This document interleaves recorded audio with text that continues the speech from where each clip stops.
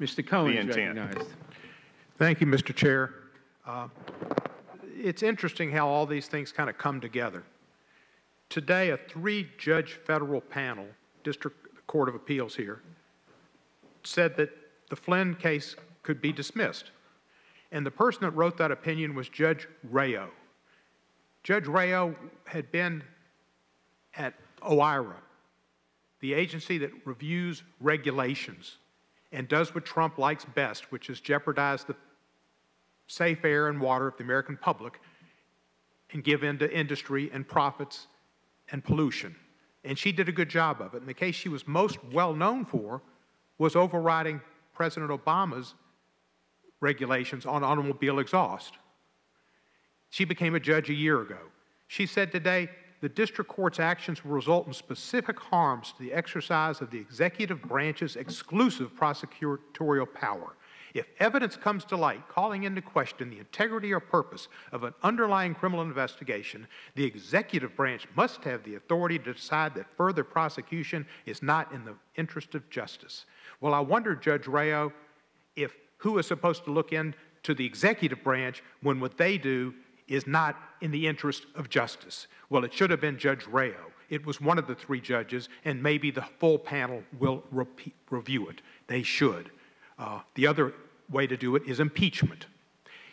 Impeachment is the process by which, if the Justice Department and the executive branch are not pursuing the interest of justice, is the process left. And even if the ultimate trier, the Senate, is impotent to see the truth and to exercise discretion in keeping with the American public and with the rule of law, we should pursue impeachment of Bill Barr because he is raining terror on the rule of law. And it's questionable what he's doing. Mr. McCasey, you said that there was an 1807 law, the Logan Act, and you disparaged it because it was an old law. Is that correct, that it was the one that was used to prosecute? I did not disparage it because it was an old law. There are many old laws that are very fine. Our Constitution's even older. You said that it was 1807, hardly ever used, and you disparaged it in the terminology that I didn't use the specific law 1807. What I said was it has never been prosecuted successfully. It was prosecuted twice in the 18th and the beginning of the 19th century, both unsuccessfully, and that it is probably unconstitutional. Well, thank you, sir. I'd just note that Bill Barr used an 1807 law, the Insurrection Act, to interfere with First Amendment rights so that the president could march through Lafayette Park and do his photo op holding a Bible in front of a church, not quote from the Bible, not lead people in prayer, but have a photo op in front of a church, a desecration of the Bible and a desecration of that church. So that was an 1807 law. Mr. Elias, you've testified as to cases that justice and antitrust took up concerning areas that otherwise you didn't think, or in the Justice Department superiors didn't think were worthy of antitrust investigations. One was cannabis. That's correct. Was that cost the cannabis folks a lot of money? Absolutely. These subpoenas that get issued that require production of millions of documents is very burdensome. So it was harassment by Bill Barr of an industry he didn't like. Is that right? I think that's a fair way to characterize it, yes. And ironically, that just like Judge Rayo, it all comes back to one place. Barr doesn't like marijuana. Marijuana is 7 times more likely to be enforced against young African Americans, breeding discontent with police and breeding interactions with police. And Barr doesn't care about that type of stuff because he doesn't like marijuana, so that's okay. That's one of the breeding grounds of distrust of African Americans and police and African American contact and problems. Very unfortunate. And you also brought up the antitrust case, which brings us back here with Judge Rayo on the antitrust with the automobile manufacturers. Did Mercedes-Benz not join in on that case later?